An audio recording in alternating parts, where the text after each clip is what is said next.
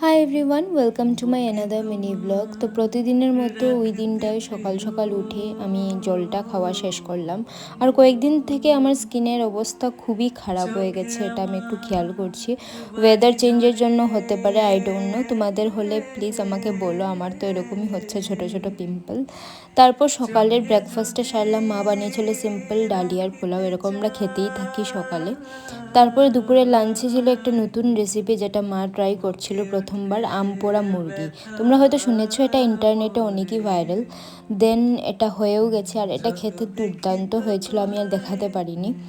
দেন সন্ধ্যাবেলা ডাইরেক্ট আমার মাসি ওরা আজকে আমাদের ঘরে এসেছিল, কুট্টি মাসি, রাঙ্গা সবাই এসেছিল। তো ওরা মোমো নিয়ে এসছে, প্রথমেই মোমো খেলাম।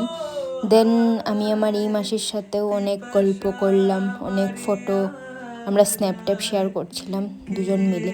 আর ওকে বলছি, বল আমাকে লাইক কমেন্ট দেখো কিভাবে বলছে শেয়ার করার জন্য। দেন আমি ওদের জন্য বানাচ্ছিলাম পাস্তা, আর এখানে পাস্তার জন্য সব কিছু নিয়ে নিয়েছি।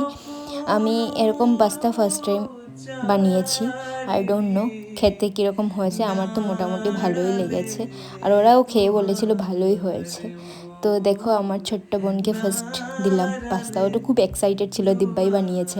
তারপর তো আমরা জমিয়ে আড্ডা মেরে এইসব খাওয়া দাওয়া করছিলাম। দেন সবার জন্য কোক আনলাম, এখানে সবাই মিলে গল্প করে করে লাস্টলি কোক খাচ্ছিলাম। তো আজকের ব্লগটা এতটুকুই, দেখা হচ্ছে নেক্সট ব্লগে। Bye bye.